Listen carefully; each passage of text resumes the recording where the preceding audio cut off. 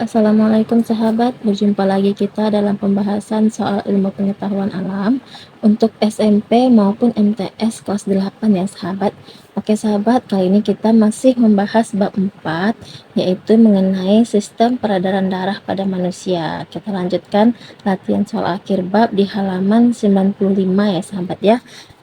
Kita masuk ke soal nomor 6. Ini soal khas ya sahabat. Perhatikan gambar berikut. Berdasarkan gambar tersebut, pasangan mineral dan komponen darah yang sesuai untuk menyembuhkan luka adalah A. Ca dan trombosit, B. Cl dan eritrosit, C. Fe dan trombosit, dan D. Mg dan eritrosit.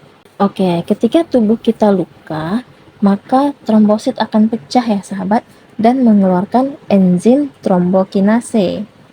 Enzim ini akan mengubah prototombrin menjadi trombin dengan bantuan ion kalsium dan vitamin K ya sahabat.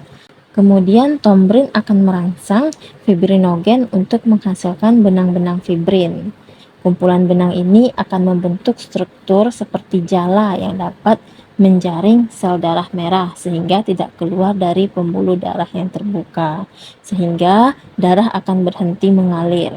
Maka mineral dan komponen darah yang sesuai untuk penyembuhan luka ini adalah yang A ya sahabat ya, Ca dan trombosit, yaitu ion kalsium dan trombosit. Oke sahabat, kita lanjut ke soal nomor 7.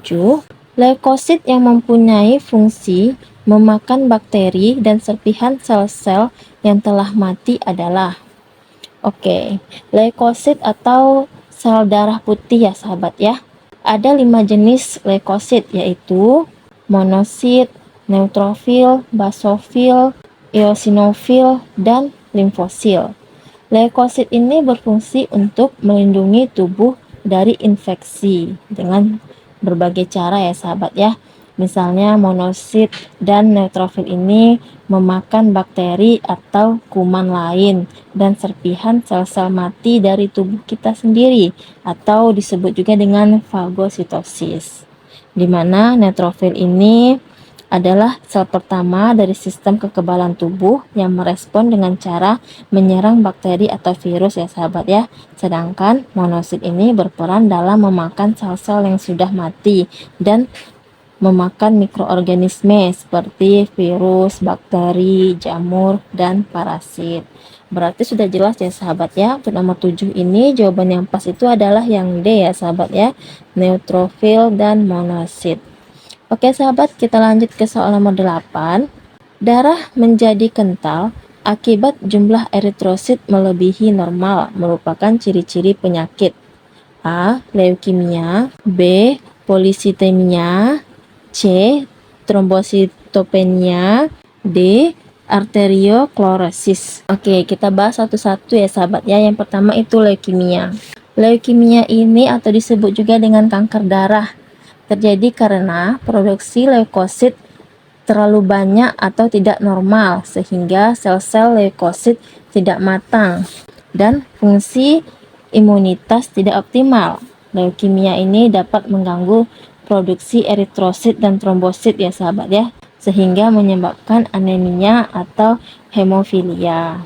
Berarti yang A ini tidak sesuai ya sahabat ya. Kemudian kita lihat yang B, polisitemia. Polisitemia ini merupakan kondisi saat eritrosit melebihi normal sehingga darah menjadi kental. Kondisi ini dapat menaikkan viskositas darah ya sahabat ya, kemudian menurunkan kecepatan aliran darah dan menyumbat kapiler. Nah, berarti untuk nomor 8 ini sudah jelas ya sahabat ya.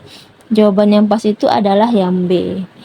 Kemudian kita lihat yang C, trombositopenia. Trombositopenia ini adalah keadaan jumlah trombosit di bawah normal.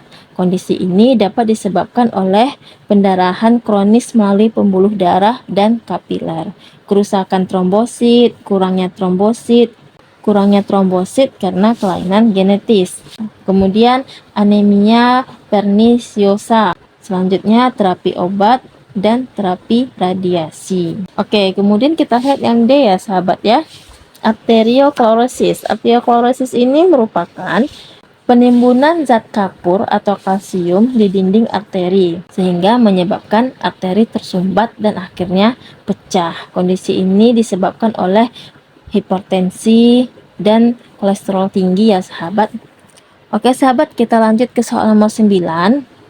Berdiri atau duduk terlalu lama dapat menyebabkan darah di pembuluh vena pada bagian kaki sulit mengalir ke jantung, sehingga menyebabkan A. Serangan jantung, B. Varises, C. Ambeien, dan D. Lambung. Oke, kurang bergerak, duduk atau berdiri terlalu lama, dan kurangnya pergerakan otot kaki dapat menyebabkan pembuluh darah vena pada bagian kaki sulit mengalir ke jantung ya sahabat ya, sehingga menyebabkan darah menggenang di kaki dan menyebabkan varises. Varises ini adalah gangguan pada pembuluh darah vena yang membesar, membengkak, terpuntir yang sering tampak berwarna biru atau ungu tua ya sahabat ya. Kondisi ini terjadi karena katup di pembuluh darah tidak bekerja dengan baik dan darah tidak mengalir secara efektif. Biasanya varises muncul di daerah kaki karena pembuluh darah di daerah ini berada paling jauh dari jantung dan membuat darah lebih sulit mengalir ke atas. Oke sahabat, untuk nomor 9 ini jawabannya itu adalah yang B ya sahabat ya, varises. Sekarang kita masuk ke soal nomor 10. Leukosit yang menghasilkan zat antibodi untuk membasmi kuman-kuman yang masuk bersama makanan adalah A. Limfosil, B. Monosit, C. Basofil, dan D. Eosinofil. Oke, kita lihat yang A ya sahabat ya, limfosil.